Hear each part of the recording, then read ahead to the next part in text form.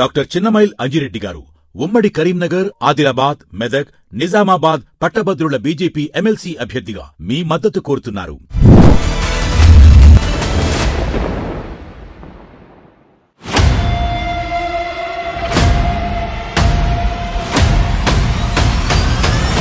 మేమంతా ఉచ్చపోస్తే మీరు కొట్టుకొని పోతారు అనేటువంటి వర్డింగ్కి మీరు కట్టుబడి ఉంటారా? ఏదో ఒక మాటను పట్టుకొని దాన్ని చిల్వల పలవలు చేయడం కూడా కరెక్ట్ కాదు. ఉద్దేశం ఏమిటి? ఇదే బీసీలకి మద్దతుగా రావాల్సినటువంటి రెడ్డి కమ్యూనిటీని ఎందుకు వైరం చేసుకుంటున్నారు అనేటువంటిది ఇక్కడ ప్రశ్న. నరసింహులు గారు, బీసీలలో దళితులలో ఐక్యత సాధ్యమయ్యే పనేనా? ఇది బాగుందే, ఐక్యత సాధ్యం చేయాలి. తెలంగాణ వచ్చినాక మాదిగ మంత్రే లేకుండా పోయాడు. ఎందుకు సార్? దామోదర రాజనరసింహ ఉన్నారు కదా. మాదిగ మంత్రి లేడు అంటున్నాను అంతవరకు. మోత్కుపల్లి నరసింహులు అంటే తెలుగు రాష్ట్రాల్లో ఈ రోజు వరకు తెలియని వ్యక్తి లేదు సార్. మీ వాగ్దాటి కానీ, మీ రాజకీయ చైతుర్యం కానీ ఏదో ఇవ్వాలి, నన్ను ఏదో టార్గెట్ చేయడానికి వచ్చినట్టుగా కనబడుతుంది.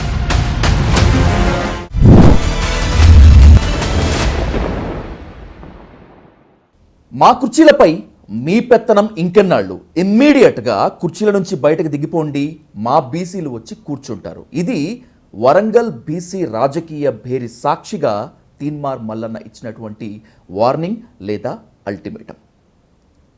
మీరెంత, మీ పర్సంటేజ్ ఎంత, మేమంతా కలిసి ఉచ్చపోస్తే మీరంతా కొట్టుకొని పోతారు. ఇది అదే రాజకీయ భేరి సాక్షిగా వచ్చినటువంటి మోత్కుపల్లి నరసింహులు గారి వార్నింగ్. ప్రస్తుత రాజకీయాల్లో బ్లాక్మెయిలింగ్ రాజకీయాలు, వార్నింగ్ రాజకీయాలు నడుస్తాయా? పొలిటికల్ చరిత్రలో అదంతా ఉందా అనేటువంటిది ఒక ప్రశ్న అయితే, బీసీల ఐక్యత సాధ్యమేనా, బీసీ ఉద్యమం ఏం సాధిస్తుంది అనేటువంటిదే ఇప్పుడు హాట్ టాపిక్. ఈ టాపిక్కై ఇన్ డెప్త్గా, ఇన్ డీటెయిల్గా డిస్కస్ చేసేందుకు let's invite senior politician Motkupalli Narasimhulu garu on to the dial news hot seat with Vijay Sadhu. Narasimha గారు నమస్తే. ఎక్కడి నుంచి ప్రారంభించామో అక్కడి నుంచే స్టార్ట్ చేద్దాం, మీ మాటల నుంచే స్టార్ట్ చేద్దాం. ఒక సీనియర్ పొలిటీషియన్ మీరు, 1983 నుంచి ఇప్పటి వరకు మీకున్న పొలిటికల్ ట్రాక్ రికార్డ్ ఎక్కడ కూడా లేదు. మేమంతా ఉచ్చపోస్తే మీరు కొట్టుకొని పోతారు అనేటువంటి వర్డింగ్కి మీరు కట్టుబడి ఉంటారా? లే, అది ఆ మాట అనేది జనరల్గా అనాల్సిన మాట కాదు, అది నేను ఒప్పుకుంటాను. కానీ ఒక ఎమోషనల్గా జరుగుతున్నటువంటి అన్యాయాల మీద, జరిగిన అన్యాయాల మీద మాట్లాడినటువంటి ఒక సందర్భమే కానీ ఒక కులాన్ని తిట్టాల్సిన అవసరం లేదు. కులం కాదు ఇక్కడ, మనసులో ఉన్నది ఏంటంటే నాయకులు. ఇప్పుడు 1+1 ఇద్దరు అయిన తర్వాత పేరు అనేది పెట్టి మాట్లాడలేము. ఇప్పుడు నిజంగా చెప్పాలంటే 4-5 రెడ్లు ఉన్నారు అనుకోండి, రెడ్డీస్ అనేది వస్తుంది పదం, అంతేగాని కులం కాదు అక్కడ. మీ మనసులో ఉన్నది వేరు. ఒక్కోసారి అసందర్భంగా కొన్ని విషయాలు రావటం కూడా జరుగుతుంది. అది వాస్తవంగా కులాన్ని అనటం పొరపాటు. Hats off to your honesty sir. ముఖ్యంగా ఆన్ రికార్డ్ సాక్షిగా మీ నిజాయితీకి హ్యాట్స్ ఆఫ్ చెప్తున్నాను. విషయం ఏమిటంటే, సందర్భం ఏమిటి, అసలు పెట్టిన మీటింగ్ యొక్క ఉద్దేశాన్ని మీరు పక్కకు నెట్టేసి ఏదో ఒక మాటను పట్టుకొని దాన్ని చిల్వల పలవలు చేయడం కూడా కరెక్ట్ కాదు. ఉద్దేశం ఏమిటి? వ్యవస్థను కొన్ని వర్గాల వాళ్ళు దోసుకు తింటున్నారు. 80% ఉన్నటువంటి జనాభాకు రావాల్సినటువంటి హక్కుల్ని కొంతమంది దోసుక తింటున్నారు. ఇది మంచి పద్ధతి కాదని చెప్పే ఉద్దేశం ఆ మీటింగ్ ఉద్దేశం. మల్లన్న ఉద్దేశం కూడా అదే, మోత్కుపల్లి నరసింహ గారి ఉద్దేశం కూడా అదే. ఇప్పుడు నేను కూడా గత 40 సంవత్సరాల రాజకీయాల్లో పోరాటం ఎవరితో చేసినో ఒకసారి ఆలేరు నుంచి మీరు తెలుసుకోండి. మీరు ఇష్యూ ఏమిటంటే, ఏ ఒక్క లీడర్ కూడా, బడుగు బలహీన వర్గాలకు సంబంధించినటువంటి లీడర్ గొంతెత్తి మాట్లాడితే గొంతును అనచడానికి నువ్వు కూడా ఒక ఎస్సీ వర్గానికి చెందిన ఒక విలేకరుగా ఉండి కూడా నువ్వు దాన్నే ముందట పెట్టి మాట్లాడుతున్నావు. That is not correct. ఇప్పుడు కావాల్సింది రాజకీయ చైతన్యం కావాలి. రాజకీయ చైతన్యం అనేటువంటిది రావాలనుకున్నప్పుడు ఎవడో ఒకడు ముందుకొచ్చి మాట్లాడుతున్నాడు. ఆ మాటలను కూడా మనం వక్రీకరించి రకరకాలుగా, ఇప్పుడు ఆ మాట కూడా నా నోటి నుంచి కూడా రాకూడదు. వాస్తవంగా నేను మాట్లాడిన ఉద్దేశం అయితే వేరు. నేను పాపం అందరి దయతోటి నేను గెలిచినటువంటి వ్యక్తిని 6 సార్లు. ఇక్కడ పాయింట్ ఏమిటంటే, అసలు వ్యవస్థలో ఇన్ని లొసుగులు ఉన్నాయి. 80% ఉన్న వాళ్ళను పక్కకు నెట్టేసి ఏ 5-6% ఉన్న వాళ్ళు రాజ్యం వెళ్తున్నారు. అన్ని రంగాల్లో వాళ్ళు ఉన్నారు. అది కాదు, మేము రావాలని కోరుకోవడంలో తప్పులేదు. ఆ విధంగా మాట్లాడిన నాయకుడిని కూడా ప్రోత్సహించాలి. నేను ఇప్పుడున్న మాట చెప్పాలంటే నా 70 సంవత్సరాల కాలంలో కూడా అగ్రవర్ణాలను ఎదిరించి వాళ్ళ తప్పులను కూడా ఎత్తి చూపడమే కాదు, ఏ ఏ ఏ డిపార్ట్మెంట్లో ఏ ఏ అంశాల మీద ఎంత దోపిడీ జరుగుతుందో కూడా మల్లన్న క్లియర్గా చెప్తా వస్తున్నాడు. ఒక మాట చెప్తా నీకు. కాబట్టి ఇవాళ నేను అనేది ఏంటంటే అటువంటి వ్యక్తిని ఏదో విధంగా కమ్మేయాలి, ఇక ఆ వ్యక్తికి లైఫ్ లేకుండా చేయాలని చేసే కుట్ర అయితే మంచిది కాదు. సరే, నేను కూడా వాస్తవంగా అందులో కొన్ని స్క్రోలింగ్స్ వచ్చినాయని అక్కడ నాకు చెప్పారు. నీకు అర్థమైందా? ఎవరో కొంతమంది రెడ్డి పిల్లలు ఎవరో అవగాహన లేని వాళ్ళే ఉండొచ్చు.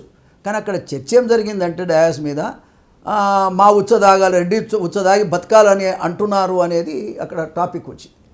దాన్ని దృష్టిలో పెట్టుకొని కొన్ని మాటలు అనాల్సిన అటువంటి పరిస్థితి వచ్చిందే తప్ప మరొకటి కాదు. ఒకటి. రెండోది ఏంటంటే సందర్భం అయితే ఏమిటి, అసలు మీటింగ్ ఉద్దేశం ఏమిటి, అది ముఖ్యంగా దాన్ని తీసుకురావాలి. కానీ ఒక మాట అన్నదాన్ని ముంగట పెట్టి ఏదో దేశమంతా కొట్టుకపోయినట్టు, దేశమంతా ఆగమైపోతున్నట్టు మాట్లాడటం అనేది, మీరు ఈ ఇంటర్వ్యూ నన్ను ఈ విధంగా చేయడం అనేది కరెక్ట్ కాదు. నేను దళిత సామాజిక వర్గానికి చెందినటువంటి జర్నలిస్ట్ అయితే అయ్యి ఉండొచ్చు. నాకు జర్నలిజం చెప్పింది ఏంటంటే journalist means human first and by the same way A journalist has to work like a barrier between government and people. అదే స్థాయిలో ప్రజల్లో నెలకొని ఉన్నటువంటి అనుమానాలపైన నివృత్తి చేద్దామనేటువంటి అది మాట. అది కాదు తమ్ముడు, నీ పేరేం పేరు? విజయ్ సాధు. విజయ్, యాక్చువల్గా వ్యవస్థలో లొసుగులేంటి నువ్వు ఆలోచన చేయాలి కదా. జర్నలిస్ట్ అంటే అసలు మంచిని తీసుకొచ్చి చెడును పక్క కొట్టేవాడే జర్నలిస్ట్. నేను కూడా 70 సంవత్సరాల నుంచి ఎంతోమంది విలేకరులను చూశాను. ఇష్యూ ఏమిటంటే ఇక్కడ పదాన్ని ముంగడ పెట్టి ఫస్ట్ క్వశ్చన్ మీరు అదేయటం అంటే ఏ ఉద్దేశంతో మీరు మాట్లాడుతున్నారు, ఎవరిని కార్నర్ చేద్దాం అనుకుంటున్నారు? ఈ సమాజంలో అది కాదమ్మా, 70 సంవత్సరాలు I'm a service oriented person. Exactly, I did so much of service to the people. అవును. ఒక మాట చెప్తాడు, మీరు ఫస్ట్ క్వశ్చన్ అది వేసి మనుషుల్ని టార్గెట్ చేసే పద్ధతి కరెక్ట్ కాదు. వ్యవస్థ గురించి మాట్లాడుతూ అది కూడా ఒక పాయింట్. తప్ప రైట్ అని నేను చెప్పాను కదా, అది రాంగ్. అది తప్పకుండా నేను మిమ్మల్ని చెప్పేది విషయం ఏంటంటే నా స్థాయి లీడర్ను మీరు అట్లా అడగొద్దు, ఫస్ట్ పాయింట్. రెండోది ఏంటంటే అసలు ఉద్దేశం ఏమిటి, మీటింగ్ ఉద్దేశం ఏమిటి? మల్లన్న మాట్లాడే దాంట్లో తప్పేమున్నది? మల్లన్న మాట్లాడేదాన్ని తప్పును తీసుకొని మొత్తం మీటింగును భ్రష్టు పట్టించే కార్యక్రమం కూడా సరిది కాదు కదా. ఎవడన్నా ఒక బీసీ కమ్యూనిటీ నుంచి, ఎస్సీల నుంచైనా మేము ఉన్నాం, బీసీల నుంచి ఎవరు కూడా అసలు వాస్తవంగా బీసీలను చైతన్యం చేసే పద్ధతిలో ఇంతవరకు మాట్లాడినోడు ఎవరు లేరు, ఒక మల్లన్న తప్ప. ఒక మాట చెప్తాను. కాబట్టి ఆ మల్లన్న అనేటువంటి వ్యక్తి ఒకటి రెండు పొరపాటు జరిగిండొచ్చు, కానీ మీటింగ్ యొక్క ఉద్దేశం ఏమిటనేది మొదట గమనించవలసిన అవసరం ఉంది. ఎస్సీ వర్గీకరణకి రెడ్డి జాగృతి అనేటువంటి కమ్యూనిటీ ముందుకొచ్చి వర్గీకరణ ఉద్యమం కోసం పోరాడుతున్నటువంటి మందకృష్ణ మాదకకు మద్దతుగా సోమాజిగూడ ప్రెస్ క్లబ్లో ప్రెస్ మీట్ పెట్టి వర్గీకరణకి మేమంతా కూడా ఓకే అని చెప్పారు. అక్కడ మాదిగ సామాజిక వర్గం అంతా కూడా రెడ్డి కమ్యూనిటీని అభినందించింది. ఇదే బీసీలకి మద్దతుగా రావాల్సినటువంటి రెడ్డి కమ్యూనిటీని ఎందుకు వైరం చేసుకుంటున్నారు అనేటువంటిది ఇక్కడ ప్రశ్న నరసింహులు గారు. ఎందుకు వైరం చేసుకుంటారు? ఎవరినెవరు వైరం చేసుకోరు. విషయం ఏంటంటే నా జీవితంలో నేను ఎప్పుడైనా బలహీన వర్గాల పక్షపాతి, నువ్వు అది కూడా అర్థం చేసుకోవాలా. ఎగ్జాక్ట్లీ సార్, వినండి, బలహీన వర్గాల పక్షపాతి నేను. రెండోది ఏంటంటే ఆ జాతిని చైతన్యం చేయటానికి ఎవరమైనా ఆ లైక్ మైండెడ్ ఉన్నోడు ఎవడైనా పోతాడు. ఒక మాట చెప్తున్నా, ఎవరి దగ్గరనో లాలుచిపడి బతికేవాడు మాట్లాడలేడు. రాజకీయాల్లో అందరూ నిక్కచ్చితంగా ఉన్నారా? లేరు కదా. కానీ నిక్కచ్చితంగా ఉండేవాళ్ళు ఉన్నారు. అటువంటి వాళ్ళు ఖచ్చితంగా సమాజం గురించి మాట్లాడతారు, తప్పుల గురించి కూడా మాట్లాడతారు. దాంట్లో తప్పేం లేదు. మాదిగ సామాజిక వర్గమే కాదు, మాల సామాజిక వర్గమే కాదు, ఏ వర్గమైనా అందరి ఆత్మీయతను పంచుకొని మనం జీవితం కొనసాగించాలి. కానీ ఇవాళ ఉన్న పరిస్థితులలో ఎవరి దగ్గర అధికారం ఉంటే వాళ్ళే బతుకుతున్నారు. వ్యవస్థ కోసం బతికే నాయకులు తక్కువైపోయినారు. పుచ్చలపల్లి సుందరయ్య అలాంటి వాళ్ళు, లేకపోతే ఎన్టీ రామారావులో విజయభాస్కర్ రెడ్డి, ఈవెన్ రాజశేఖర్ రెడ్డి, మాట చెప్తున్నాం, అందరూ కూడా వాళ్ళు పేరు పొందినటువంటి నాయకులే. వాళ్ళని మనమేం కాదనేది కాదు. కానీ ఏది ఏమైనా ఈ వ్యవస్థలో బీసీలు కానీ, ఎస్సీలు కానీ, ఎస్టీలు కానీ రాజకీయంగా ముందుకు లేని కారణంగానే అంబేద్కర్ ఇచ్చినటువంటి ఓటు హక్కును సరి అయిన పద్ధతిలో ఉపయోగించుకోలేని పరిస్థితిలో ఉన్నాం కాబట్టే మనల్ని ఓటు బ్యాంక్ కింద మాత్రమే కన్సిడర్ చేస్తున్నారు తప్ప మనుషులుగా గుర్తించడం లేదు కాబట్టే ఈ కష్టాలన్నీ వస్తూ ఉన్నాయి. వినరా? ఎందుకు ఇవాళ అన్ని వర్గాలు ఎవరు పరిపాలన ఏ వర్గాలు చేసినా ఆ వర్గాల కుటుంబాలన్నీ బాగున్నారు, వాళ్ళు ఆ కులాలు కూడా బాగుపడ్డాయి. ఏ వర్గాలకైతే అధికారం వాళ్ళ చేతిలో లేదు వాళ్ళంతా కూడా ఇప్పటికి కూడా రేషన్ కార్డు దగ్గర ఉన్నారు. వాళ్ళు మాకు రేషన్ కార్డు ఎప్పుడు ఇస్తావు అనేదాన్ని. కాబట్టి ఈ వర్గాలను చైతన్యం చేసుకోవాల్సినటువంటి అవసరం అందరి మీద ఉంది. ఏ వర్గం వాళ్ళమైనా నాయకులుగా అందరి మీద ఉంది. Political power is the only master key అని చెప్పారు డాక్టర్ బాబాసాహెబ్ అంబేద్కర్. అదే కదా నేను చెప్పేది కూడా. దళితులకి రాజ్యాధికారం కావాలి అనేటువంటి డిమాండ్ ఒకటి, బీసీలకు రాజ్యాధికారం ఇంకెన్నాళ్ళు అనేటువంటి క్వశ్చన్ మనకు దాదాపు 80 ఏళ్లుగా వెంటాడుతూ వేధిస్తూ వస్తుంది. మీ రాజకీయ ఉద్యమంని బేస్ చేసుకొని నరసింహులు గారు చరిత్రను మొత్తం అంతా కూడా మీరు చూశారు కాబట్టి బీసీలలో దళితులలో ఐక్యత సాధ్యమయ్యే పనేనా? అరే ఇది బాగుందే, ఐక్యత సాధ్యం చేయాలి, సాధ్యమయ్యే పనేనా అని ఇట్లా అంటారా? సాధ్యం చేయగలిగితేనే కదా ఒక లీడర్ అయ్యేది. సాధ్యం చేయాలి. ఇప్పుడు ఎప్పుడు కూడా దళితులు కానీ బీసీలు కానీ ఎవరైనా కానీ పేదవాళ్ళు వాళ్ళు ఐకమత్యంగా ముందుకొచ్చి అసలు సమస్య ఎక్కడుందో ఆలోచన చేసి వాళ్ళ పేదరికానికి కారణం ఏంటో ఆలోచన చేయాల్సినటువంటి అవసరం ఉందా లేదా? ఆ విధంగా రావాలనే కదా ఈ చదువంతా చదువుతున్నాము. అంబేద్కర్ యొక్క ఆలోచన విధానాన్ని కూడా అమలు చేయాలనేది మనం అది ఇలా చెప్పగలుగుతున్నాము. ఇవాళ గొంతెత్తి అసెంబ్లీలో మాట్లాడుతున్నాం, గొంతెత్తి బయట మాట్లాడుతున్నాం. ఇదంతటికీ దేనికోసం మాట్లాడుతున్నామంటే మనకంటూ ఒక ప్రత్యేకమైన విధానం రావాలి. మనం కూడా ఓట్లేసుకొని ప్రజాస్వామ్యంలో ఓటే కదా సార్ ఎవరినైనా ముఖ్యమంత్రి అయ్యేది. మన దగ్గర కేసీఆర్ ఉన్నాడు, ఇలా మన రేవంత్ రెడ్డి గారు ఉన్నారు, మాట చెప్తున్నారు. రేపు ఇంకెవరైనా కావచ్చు కదా. ఆ కావటానికి కావాల్సినటువంటి చైతన్యం జనంలో లేదు. జనంలో రావాలని కోరుకుందాం, ఎవరైనా కోరుకుందాం. ఎగ్జాక్ట్లీ సార్, జనంలో చైతన్యం లేదు అన్న మీ మాట నేను కూడా ఒప్పుకుంటాను. బీసీల వైపు నుంచి దళితుల వైపు నుంచి ఉద్యమ మేధావులు ప్రజాస్వామికవాదులు కాస్త విద్యావంతులందరూ కూడా ఎంతకాలం ఈ ప్రశ్న ఇప్పటి వరకు మనం అధికారం కోసము అడుగుతున్నాము అంటే ఎక్కడో ఒక ఐకమత్యానికి తేడా కొడుతున్నట్లే అనేటువంటి ఒక విమర్శ ఒక ఆరోపణ కూడా చేస్తుంటారు. దీన్ని ఎట్లా ఎక్స్ప్లెయిన్ చేస్తారు మీరు? మన దగ్గర ఆ ఐకమత్యం లేదనే కదా అవతలోళ్ళు మనల్ని ఎక్స్ప్లాయిట్ చేస్తున్నారు. ఈ ఎక్స్ప్లాయిటేషన్ తట్టుకోవటానికే ఇవాళ చైతన్యం అవసరము. మనం చైతన్యం అయితే ఈ యొక్క రాజకీయ రాజ్యాధికారంలో భాగస్వామ్యం కానీ లేకపోతే మన పేదరికం ఈ విధంగా ఉండటానికి కారణం కానీ అర్థం కాలే. ఇవన్నీ కూడా తొలగిపోవాలంటే ఖచ్చితంగా ఈ జాతులన్నీ ఏకం కావాల్సిన అవసరం ఉంది. ఖచ్చితంగా ఓటు హక్కును వినియోగించుకోవాల్సినటువంటి అవసరం సరి అయిన పద్ధతిలో వినియోగించుకోవడం అంటే ఓటేయటం కాదు, సరి అయిన పద్ధతిలో వినియోగించుకోవాల్సినటువంటి అవసరం ఉంది. ఆ పరిస్థితి వస్తే ఖచ్చితంగా మారుతుంది కదా వ్యవస్థలో. ఇప్పుడు మార్పు రాలేదా? ప్రభుత్వాలు మారుతూ ఉన్నాయి, నాయకులు మారుతూ ఉన్నారు. కారణం ఏంటి? ఓటుతోనే కదా. ఇంకా మారుతూ ఉంటే ఖచ్చితంగా చైతన్యం రావడానికి అవకాశం ఉంది. ఎన్నో కులాలకు అతీతంగా మద్దతు కూడగట్టుకుంటున్నటువంటి ఉద్యమం వర్గీకరణ ఉద్యమం. తెలంగాణలో ఎట్టి పరిస్థితుల్లో వర్గీకరణ సాధ్యం కాదు అనుకున్నారు, కానీ అసెంబ్లీ సాక్షిగా వర్గీకరణకు మేము ఓకే అని చెప్పారు రేవంత్ రెడ్డి సర్కార్. ఈ వర్గీకరణ తెలంగాణలో అమలు అవుతున్నందుకు ఏం చెప్తారు? మీ అభిప్రాయం ఏంటి సార్? చాలా సంతోషం. వాస్తవంగా వర్గీకరణ అనేటువంటి అంశము చాలా విషయాలకు అది సమాధానం. కారణం ఏంటంటే 59 కులాలు ఉన్నాయి.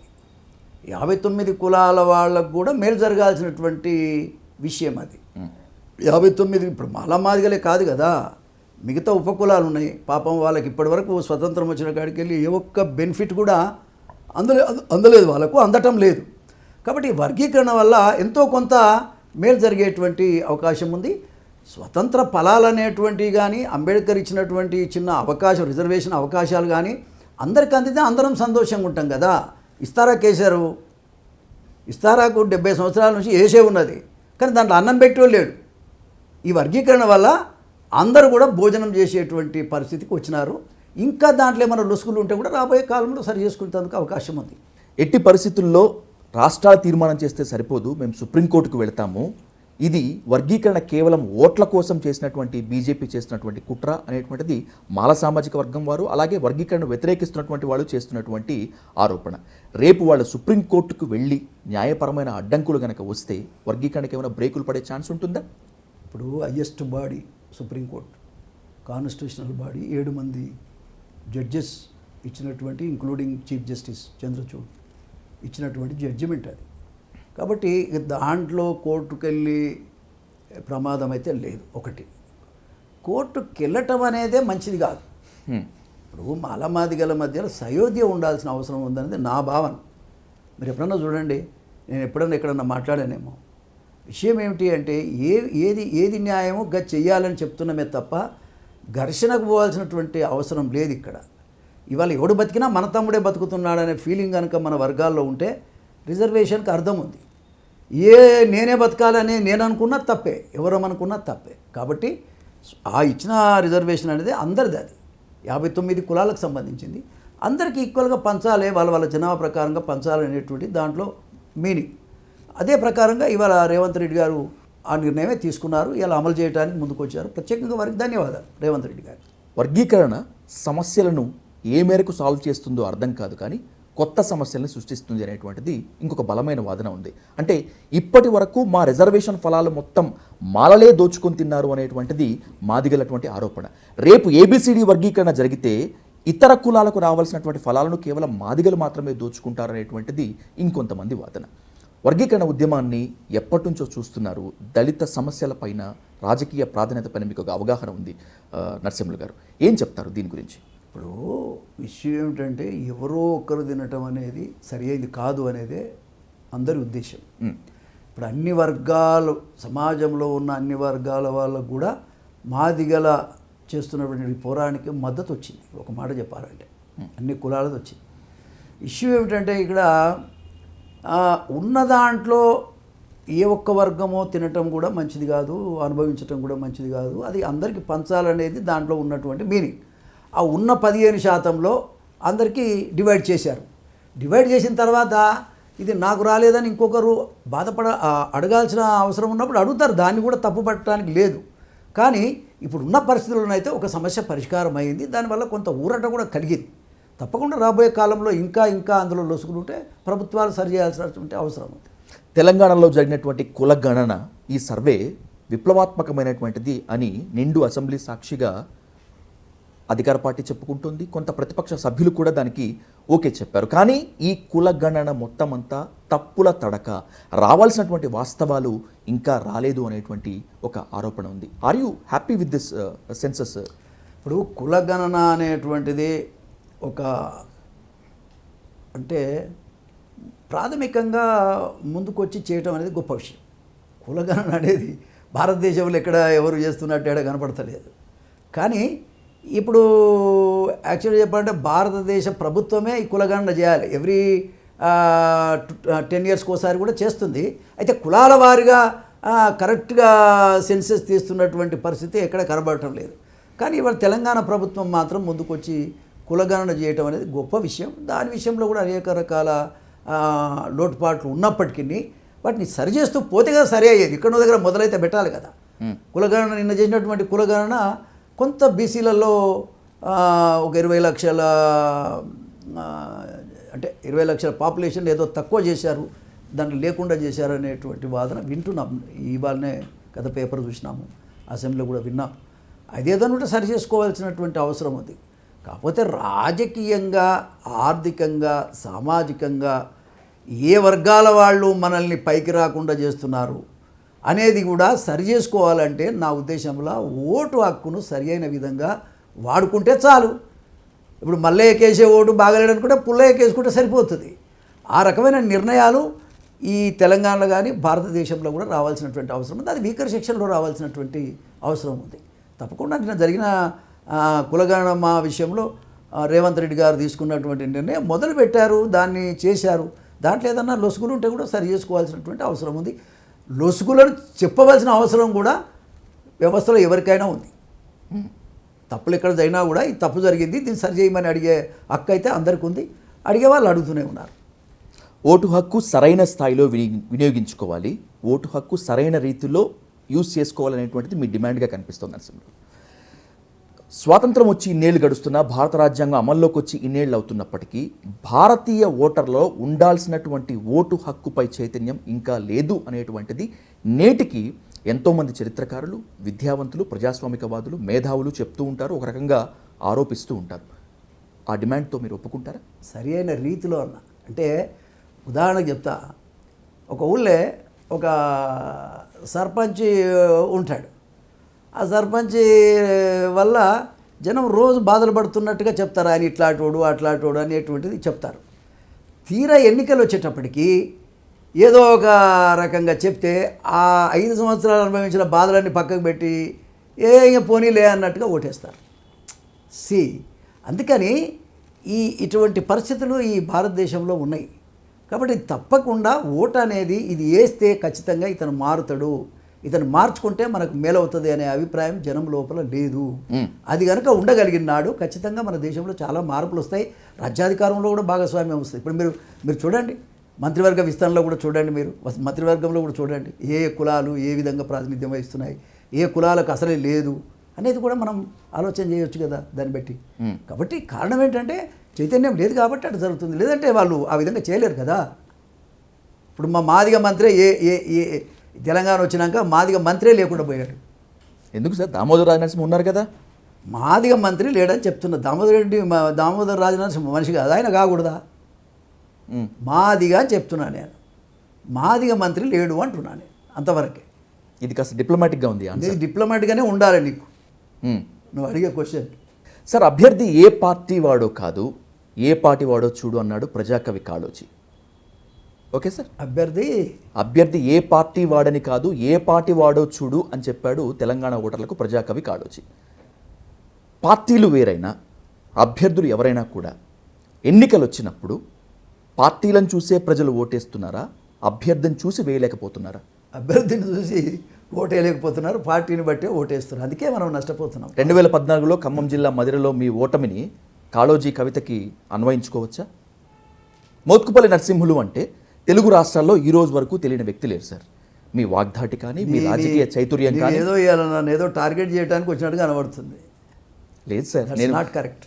నేను అసలు మిమ్మల్ని టార్గెట్ చేయడానికి రాలేదు.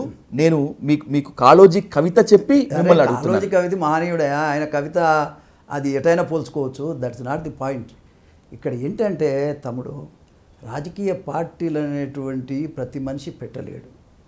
ఉన్న పార్టీలలోనే మనం సర్వైవ్ కావాలి.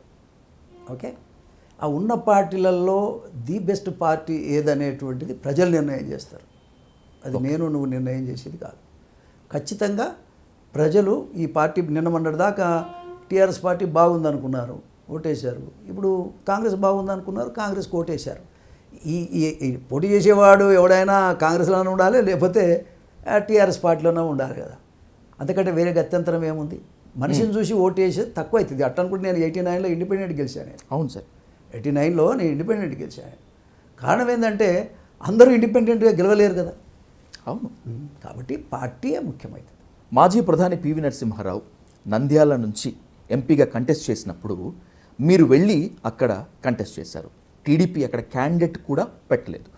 ఏంటి? టీడీపీ కూడా కాదు.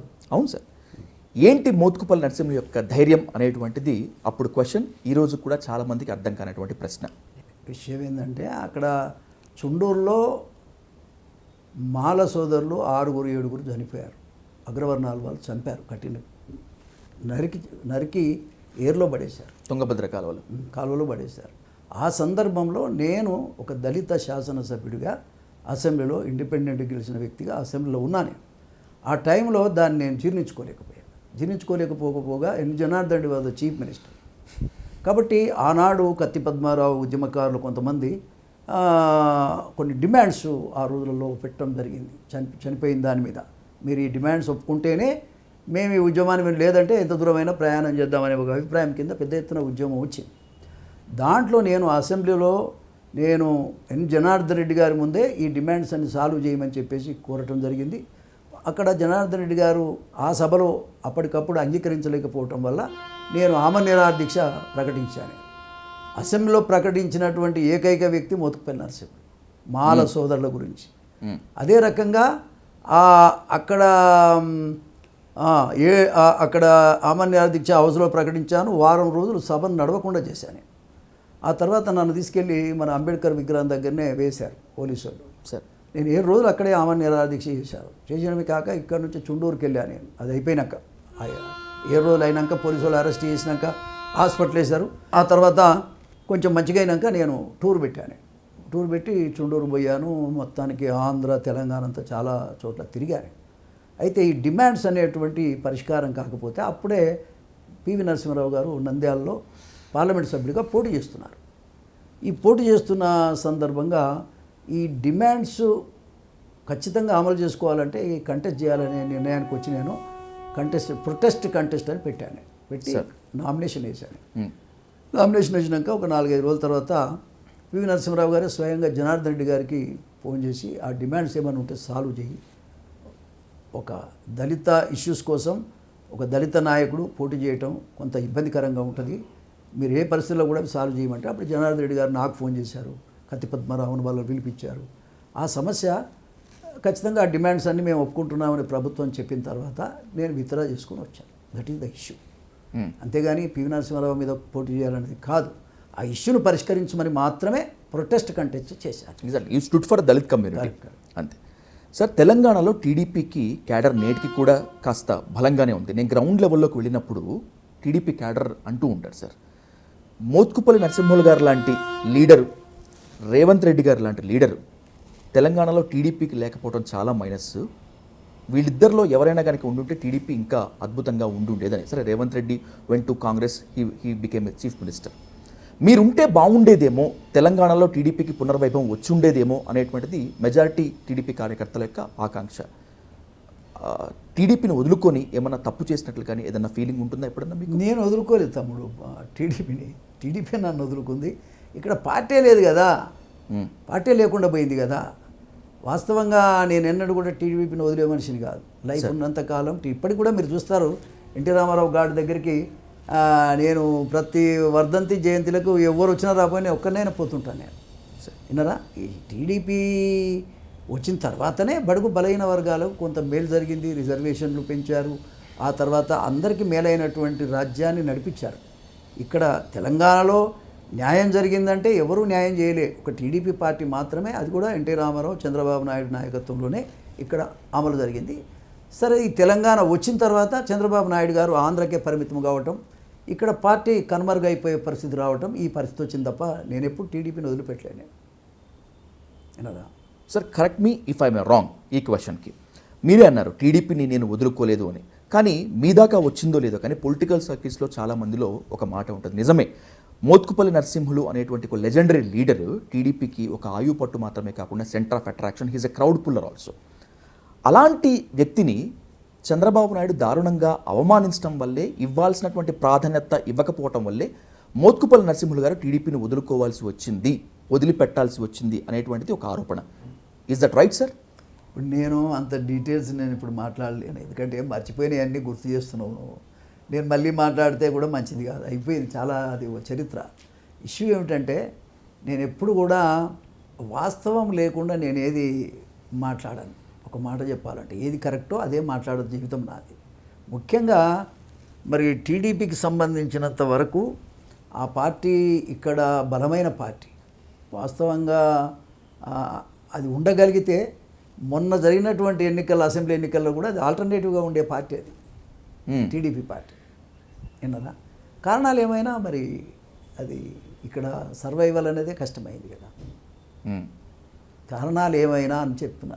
ఎగ్జాక్ట్లీ సార్, ఒప్పుకుంటాను సార్. మీరు కోప్పడ్డా పర్లేదు, నువ్వు అనవసరమైన అడగకాను. లేదు సార్, మీరు కోప్పడ్డా పర్లేదు. కోప్పడ్డా పర్వాలేదు అంటే కోపం ఎందుకంటే రాజకీయ వర్గాల్లో చిన్నోడివి నేను ఎందుకు చేస్తా కానీ నేను సరదాగా సార్. సార్, రాజకీయ వర్గాల్లో ఇంకొక ఆరోపణ కూడా ఉంది. మీకు తెలిసినటువంటి చాలామంది, మీ రాజకీయ ట్రాక్ రికార్డ్ చూసినటువంటి చాలామంది ఆత్మగౌరవానికి, ఆత్మవిశ్వాసానికి మిమ్మల్ని ఒక బ్రాండ్ అంబాసిడర్గా చెప్తారు. కేసీఆర్ని తూర్పార పట్టణంలో నిప్పులు చెరగటంలో మీ తర్వాతే సార్ ఎవరైనా, ఆన్ రికార్డ్ చెప్తాను. దళితుడిని ముఖ్యమంత్రి చేస్తానని మాట తప్పినటువంటి కేసీఆర్ దగ్గరికి, కేసీఆర్ని ఆ స్థాయిలో పొగిడినటువంటి మీరే వెళ్ళి ఆ పార్టీలో చేరటాన్ని, టు బి ఫ్రాంక్, నేను కూడా జీర్ణించుకోలేను. నేను మాట చెప్పనా, కేసీఆర్ నాకు మంచి మిత్రుడు. మేమంతా టీడీపీలో ఉన్నాం. అవును సార్, టీడీపీలోనే కాదు, మేము కలిసి ఉన్నాం. I was the planning board chairman Medak, ఆయన మెదక్ జిల్లా ఎమ్మెల్యే. పొద్దున్న లేచి నా కారులోనే పోయేది, ఆ మీటింగ్లన్నీ చూసుకునేది, సాయంత్రం వచ్చేది. ఎప్పుడు నేను మెదక్ పోయినా నా కారులో ఆయనే ఉండేవాడు. అంత మంచి మిత్రులం. ఒకటే ఇంట్లో మేము ఎర్రమంజిల్లో పైన ఆయన కింద నేను.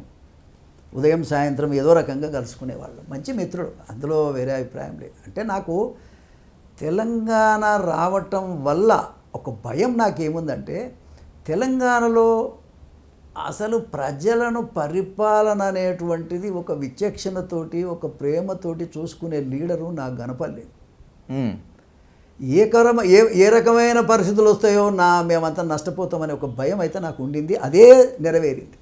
ఇవాళ ఏమొచ్చింది, తెలంగాణ వచ్చినాక ఎక్కువ నష్టపోయింది దళిత వర్గాలు, ముఖ్యంగా మాదిగ వర్గాలు అయితే విపరీతంగా కనుమరుగైపోయే పరిస్థితి వచ్చింది. విన్నారా?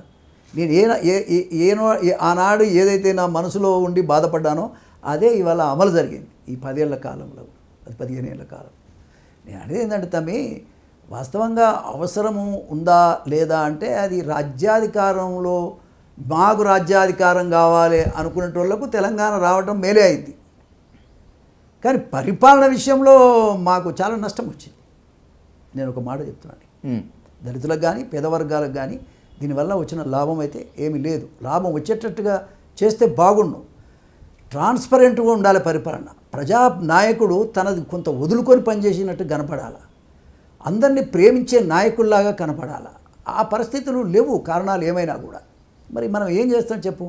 నేను అందుకని ఆ రోజులలోనే నేను భయపడిపోయినా. నేను విన్నారా, నేను భయపడిపోయినా. నేను చూసింది ఎన్టీ రామారావుని చూశాను, ఈవెన్ విజయభాస్కర్ రెడ్డిని చూశాను. నేను ఒక మాట చెప్తున్నా, తర్వాత కొంత విలువ కలిగినటువంటి నాయకత్వాలను చూసా. ఇప్పుడు మీరు చూడండి, ఎవడు చూసినా నువ్వెంత సంపాదించావు, ఎన్ని కోట్లు సంపాదించావు. అలిగేషన్ లేని ముఖ్యమంత్రి ఎవరన్నా ఉన్నారా మీరు చెప్పండి? లేరు. మరి అలిగేషన్ లేని ముఖ్యమంత్రులు లేనప్పుడు ఏ రకమైన పరిపాలన ఇది? లాల్ బహదూర్ శాస్త్రి అంటే ఆయన ఏదో చిన్న ఇన్సిడెంట్ ఎక్కడో జరిగితే ఆ ఇన్సిడెంట్ జరిగిందని రిజైన్ చేసినట్టుగా చెప్తా ఉంటారు. రైల్వే శాఖ మంత్రిగా ఉన్నప్పుడు. కరెక్ట్. కాబట్టి నేనేమంటా అంటే, విలువ కలిగి ఒక పేదవాడిని ముద్దాడిన స్థాయిలో నాయకత్వాలు ఉండాలి. ఒక పేదవాడి దగ్గరకు వచ్చి ఆ పేదరికాన్ని ముద్దాడి బాగా చేయగలిగిన స్థాయిలో నాయకులు ఉండాలి. ఉన్నారా? ఎవడైనా ఉన్నాడా చెప్పండి మీరు. కాబట్టి ఇవాళ పరిస్థితి ఎట్లా ఉందంటే, తెలంగాణ వస్తే ఏంది, ఆంధ్ర ఏంది, ఇంకోటి ఏంది. పరిపాలన చేసేవాడు మంచివాడు కావాలనేది నా ఉద్దేశం. పరిపాలన చేసేవాడు. ఇప్పుడు ఎన్టీ రామారావు నేను ఇప్పటికీ మర్చిపోలేకపోతున్నాను. నేను ఒక మాట చెప్తున్నా, ₹2 కిలో బియ్యం వేయటం కానీ, లేకపోతే ఆనాడు ఇంత బడ్జెట్ లేదు కదా తమ్ముడు. అంతా ఆయన అధికారంలోకి వచ్చినప్పుడు 50,000 బడ్జెట్ వరకు ఉంటే ఉండొచ్చు, అంతవరకే, అంతకంటే మించి లేదు. మరి అందులోనే అన్నీ చేయగలిగాడు ఆయన. ఈవెన్ మహిళలకు కూడా 9% రిజర్వేషన్ ఇచ్చాడు. మహిళలకు ఆస్తి హక్కులు సమానమైనటువంటి హక్కు కూడా కల్పించాడు. బీసీలకు రిజర్వేషన్లు ఇచ్చాడు. ఎస్సీలకు కూడా 1% పెంచాడు. మనకు అప్పుడు 1% పెంచి. విషయం ఏంటంటే, మాండలిక విధానం తీసుకొచ్చాడు, పరిపాలన వికేంద్రీకరణ చేశాడు, అన్ని రోడ్లు చేశాడు, స్కూల్ బిల్డింగులు చేశాడు, గురుకుల పాఠశాలలు కట్టించాడు, సర్వం చేయగలిగాడు. ఉన్న బడ్జెట్లో ఇంత బడ్జెట్ లేదు అప్పుడు, లక్షల బడ్జెట్ ఇప్పుడు. అయినా అందుకోలేకపోతున్నాం. ఇప్పటికీ రేషన్ కార్డు అడిగేవాడు అడుగుతూనే ఉన్నాడు, గీ కొడుతుండేవాడు, మాకు రేషన్ కార్డు ఇవ్వటమే పెద్ద ఊరట అన్నట్టుగా ఉంది. ఇప్పటికి కూడా ఊళ్ళల్లో చూస్తున్నాము. నిన్న మొన్న గ్రామ కమిటీలు వేసి కాంగ్రెస్ ప్రభుత్వంలో కూడా వాళ్ళు ఎవరికేం కావాలో అడుగుతూ ఉంటే రేషన్ కార్డుల విషయంలో పోటీపడి అడుగుతున్నారు. అంటే మనం ఎక్కడున్నాం? 70 సంవత్సరాల తర్వాత కూడా రేషన్ కార్డు కోసం క్యూలు కట్టి నిలబడాల్సిన అవసరం ఉందా? అడిగితే ఇచ్చేసే పరిస్థితి ఊళ్ళలో ఉండాలి. ఇప్పటికే ఎవరైనా రేషన్ కార్డు లేదంటే ఎంఆర్ఓ ఆఫీసులో వెంటనే రాసి ఇచ్చేటట్టు ఉండాలి. దానికోసం కూడా క్యూలు కట్టి నెలలు సంవత్సరాలు ఎదురు చూడాల్సిన అవసరం ఉందా? ఒక ఇల్లు, ఆఫ్టర్ ఆల్ ఒక ఇల్లు కోసం అసలు ఎన్ని బాధలు పడుతున్నారో మనం చెప్పలేము. 70 సంవత్సరాల తర్వాత కూడా ఈ పరిస్థితి వచ్చింది. ఇది బాధాకరం కదా. అంటే పేదవాడిని ఏ విధంగా అవమానపరుస్తున్నామో అర్థం చేసుకోవాలి. ఆత్మ గౌరవంతో బతికేటట్టుగా ప్రజలను చూసుకునే వ్యక్తి ఉంటే మంచిది అనేది నా ఉద్దేశం. వినరా? కాబట్టి ఈ పరిపాలనలో కొంత ఇబ్బందికరమైనటువంటి పరిస్థితి, శత్రువులాగా చూడటం మనుషుల్ని, ఇది మంచి సాంప్రదాయాలు కావు. లీడర్కు ఉండాల్సినటువంటి లక్షణాలు కావు. ఎవరైనా కావచ్చు. ఇలా ఎంతసేపు అసెంబ్లీ మనం చూస్తే ఎవడు ఎంత సంపాదించాడు అనేది, అరే నాయన నేను సంపాదించలేరు నాయన, నా ఆస్తికి ఇది అని చెప్పమని ఒకడు అంత ట్రాన్స్పరెంట్గా ఉండాలి లీడర్. లేడు కదా, మరి కనపడతలేరు కదా ఎవరైనా సరే. నువ్వెంత సంపాదించావు, నువ్వు లంగా అంటే నువ్వు లంగా, ఇదేనా? ఈ పరిస్థితి ఉన్నటువంటి పరిస్థితి కాబట్టి ఇది వస్తుంది అనుకున్నా అదే వచ్చింది. సార్, ఈ మధ్య కాలంలో బీసీల రాజ్యాధికారం కోసం, బీసీలలో ఐక్యత కోసం ఈ స్థాయిలో ఉద్యమం సభ జరిగినటువంటి దాఖలా లేదు. నో డౌట్, ఒప్పుకొని తీరాల్సిందే, చాలామంది కూడా హర్షిస్తున్నారు. ఈ బీసీ యుద్ధభేరి వెనుక బీజేపీ ఉంది అనేటువంటి ఒక ఆరోపణ విపరీతంగా ట్రోల్ అవుతోంది, బీజేపీయే నడిపిస్తోంది అనేటువంటిది. అలాంటిది బీజేపీ కుట్ర ఏమన్నా దీని వెనుక ఉందా? ఒకవేళ బీజేపీ అట్లా ఏమన్నా? నాకు తెలియదు తమ్ముడు, నాకు తెలిసినంత వరకు అయితే అది లేదు. సరే, నాకు తెలిసినంత వరకు అది లేదు. మల్లన్న కూడా కాంగ్రెస్ పార్టీని వదిలిపెట్టాలని కూడా లేడు ఆయన. రాహుల్ గాంధీ వాళ్ళు ఇచ్చిన నినాదం ఏదైతే బీసీలు కులగణన చేస్తే 90% బీసీలు అంటే ఈ వెనుకబడిన వర్గాలే ఉన్నారు, ఎస్సీలు ఎస్టీలు బీసీలే 90% ఉన్నారని ఏమన్నా ఇక్కడ స్పీచ్లో విన్నాను సార్. ఆ రకమైన ఆయన మాట్లాడుతున్నటువంటి పద్ధతిని ఇతను ఆ రకంగా ఉండాలి, ఆ రకంగా చెయ్యాలనే దాంట్లోనే మాట్లాడుతున్నట్టుగా నేను గమనించాను. నా వరకు నేను చెప్పేది ఏంటంటే, మల్లన్న అనే వాడి గురించి చర్చించుకోగలిగిన పరిస్థితి రావటం అంటే మల్లన్న అదృష్టమే. మరి ఇవాళ ఇంతమంది అతని గురించి మాట్లాడుతున్నారంటే కూడా అది ఆయన అదృష్టంగానే నేను భావిస్తా. ఆయన చిన్న చిన్న పొరపాట్లు ఏమన్నా చేసింటే కూడా సరి చేసుకోవాలి, తప్పేముందని. గత సార్వత్రిక ఎన్నికల్లో బీజేపీ తెలంగాణలోకి అధికారం వస్తే బీసీనే సీఎం చేస్తామని ప్రకటించి ఎన్నికలకు వెళ్ళింది, అంటే బీసీ నినాదం ఎత్తుకుంది. ఇది మాత్రమే కాకుండా ఒకనాడు చాయ్ పైసలు అడిగినటువంటి మల్లన్న ఈరోజు బీసీ యుద్ధ పేరుకి హెలికాప్టర్లో ఎలా వెళ్ళాడు, ఇది బీజేపీ స్పాన్సర్ అనేటువంటి ఒక ఆరోపణ. అదే నువ్వు చెప్పేది ఎట్లున్నప్పుడు, నేను ఇప్పుడు ఒక్కొక్క వ్యక్తి గురించి చెప్తే బట్టలు కూడా లేవు. మరి పెద్ద పెద్ద నాయకులు, కోటీశ్వరులు ఉన్నారు, ఎట్లా చెప్తాం అట్లా? మల్లన్న చేసే కృషి, మల్లన్న చేసేటువంటి పోరాటాన్ని ఐ అప్రిషియేట్ హిమ్. సార్, నేను ఒక వీకర్ సెక్షన్గా, ఒక దళితుగా ఖచ్చితంగా నేను అప్రిషియేట్ చేయాలి, చేస్తా కూడా. అయితే అని చెప్పేసి ఇప్పుడు ఎట్లంటే అట్లనే ఉంటే కూడా నేనేం ఒప్పుకునే మనిషిని కాదు.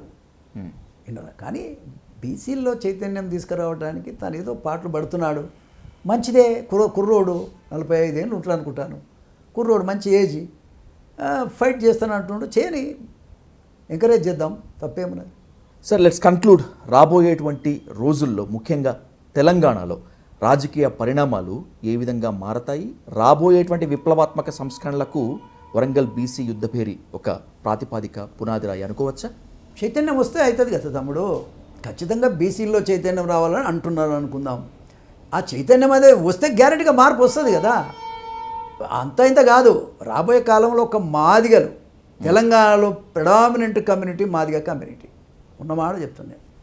వాళ్ళు ఒక్క కమ్యూనిటీ ఎటోటు వేస్తే అటే గెలుస్తుంది, ఏ పార్టీ అయినా సరే. అట్లాంటి పరిస్థితి కూడా రాబోయే కాలంలో రావడానికి అవకాశం ఉంది, స్కోప్ ఉంది. ఇక దానికి తోడు మాలా సోదరులు అందరం కలిస్తే మాత్రం అసలు ఎవరు గవర్నమెంట్ కావాలంటే గాలే వస్తారు. ఆ కమాండ్ మనం సంపాదించుకోవాలంటున్నాను. ఆ యొక్క ప్రజల దగ్గర ఆ రకమైన కమాండ్ కనుక సంపాదించుకోగలిగితే లీడర్లు తప్పకుండా వస్తుంది. భాగస్వామ్యం మనం అడుగుతాం, షేర్ అడుగుతాం. ఇప్పుడు పవన్ కళ్యాణ్ ఉన్నాడు, పవన్ కళ్యాణ్ వేరే పార్టీ ఒక ఒక ప్రెషర్ గ్రూప్ కింద మొత్తానికి ఇప్పుడు తయారైనాడు కదా. మరి ఆయన షేర్ అడిగిండు కదా, షేర్ అడిగితే కొన్ని ఎమ్మెల్యే టికెట్లు వచ్చినాయి, కొన్ని ఎంపీ టికెట్లు వచ్చినాయి. ఇప్పుడు ఆయన షేర్ ఎవరి దగ్గర ఎంత అయితే తీసుకున్నా అంతమందికి ఆయన మేలు చేసినట్టే కదా. అవును సార్. మరి షేర్ అంటే అడగగలిగే స్థాయిలో నాయకులు ఉండాలంట. నేను నాయకులు అనేవాళ్ళు మా షేర్ ఇంత ఉండాలయా అని అడగగలిగి మెప్పించగలిగే స్థాయిలో ఎదగాలి, మన వాళ్ళు ఎదగాలి. ఆ విధంగా ఎదగాలని కోరుకుంటాను. ఇప్పుడు నేను ఇండిపెండెంట్గా కూడా నేను గెలిచాను. అవును సార్. ఇండిపెండెంట్గా గెలిచిన తర్వాత నా స్థాయి పెరిగింది, నా మాటలో తేడా వచ్చింది, నా విధానంలో కూడా తేడా వచ్చింది. కారణం లీడర్షిప్ అనేటువంటిది ఇచ్చేది ప్రజలు. ప్రజలైతే మనకు ఆ శక్తిని ఇస్తారో ఖచ్చితంగా దానివల్ల శక్తి వస్తుంది, మాట్లాడడానికి స్కోప్ వస్తుంది. పొలిటికల్గా మనం ప్రయాణం చేస్తున్నప్పుడు అల్టిమేట్ లక్ష్యం ఏందో దాని గురించి మాత్రమే మనం ఆలోచన చేసుకోవాలి. సార్, ఏది ఏమైనప్పటికీ బీసీ ఉద్యమంతో ఒక ఊపు వచ్చింది, వర్గీకరణతో ఓ కొత్త జోష్ వచ్చింది. ఈ ఊపు ఇక్కడే ఆగిపోకూడదు, ఈ జోష్ ఇక్కడే ఫుల్ స్టాప్ పెట్టకూడదు అనేటువంటిది తెలంగాణలో బీసీలు, దళిత సామాజిక వర్గం కోరుకున్నటువంటి ఈ నేపథ్యంలో దీంట్లో యాక్టివ్ రోల్ ప్లే చేయబోతున్నటువంటి the fire brand Motkupalli Narasimhulu మళ్ళీ బ్యాక్ అయ్యి మళ్ళీ హిట్ అవ్వాలని చెప్పి చాలా మంది కోరుకుంటున్నారు. Will wait for that your come back sir. Thank you so much sir. Thank you.